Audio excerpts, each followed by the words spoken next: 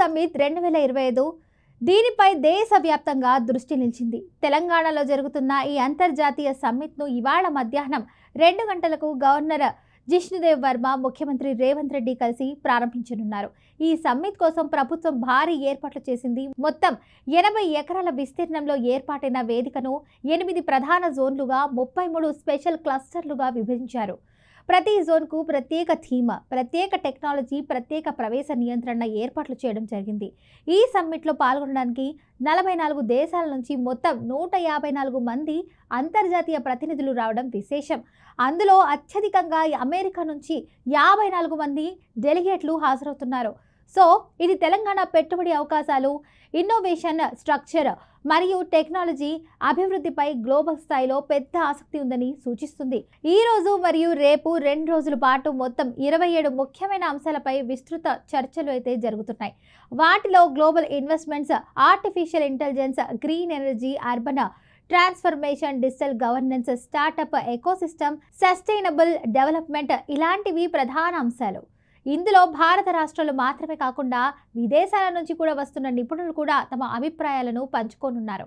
భద్రత విషయంలో ప్రభుత్వం ఏ కాంప్రమైజ్ చేయలేదు. మొత్తం సమ్మిట్ ప్రాంగణం మీదుగా 1000 కెమెరాలు ఏర్పాటు చేసి 24 గంటల నిరంతర నిఘా అయితే పెడుతున్నారు. ప్రతి జోన్లోకి ఎవరెవరు వెళ్తున్నారు, ఎలాంటి కదలికలు జరుగుతున్నాయి అన్నది కమాండ్ కంట్రోల్ రూమ్ సెంటర్లో అయితే అక్కడి నుంచే పర్యవేక్షిస్తున్నారు. ట్రాఫిక్ నియంత్రణ కోసం ప్రత్యేక ప్రణాళిక అయితే రూపొందించారు. భారీగా విఐపి మూవ్మెంట్స్ ఉండడంతో రేపటి వరకు కొన్ని మార్గాల్లో ట్రాఫిక్ డైవర్షన్లు అమల్లో ఉండనున్నాయి. ఈ బాధ్యతను నిర్వహించేందుకు 1500 మంది పోలీసులు విధుల్లో పాల్గొనబోతున్నారు. ప్రత్యేకంగా సమ్మిట్ వేదిక చుట్టుప్రక్కల పోలీసుల అధిక సంఖ్యలో అయితే మోహరించనున్నారు. ఇక ఈ సమ్మిట్తో తెలంగాణకు ఎలాంటి లాభాలు కలుగుతాయి అనేది చాలా మందిలో ఆసక్తికరమైన ప్రశ్న.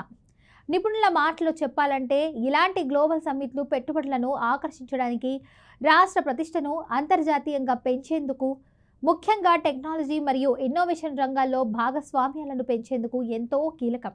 ప్రపంచంలోని 44 దేశాల నుంచి వచ్చిన ప్రతినిధులు తెలంగాణ మౌలిక వసతులు, పాలసీలు, పెట్టుబడి అవకాశాలను ప్రత్యక్షంగా పరిశీలించనున్నందున రాబోయే నెలల్లో ఎన్నో కంపెనీలు పెట్టుబడుల దిశగా ముందడుగు వేసే అవకాశం కూడా ఉంది.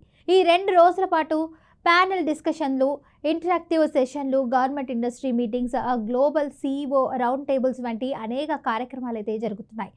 సో కొన్ని కీలక ఒప్పందాలు కూడా కుదిరే అవకాశం కూడా ఉంది. మొత్తానికి గ్లోబల్ సమ్మిట్ 2025 తెలంగాణ ఎంతో కీలక వేదికగా మారబోతుంది.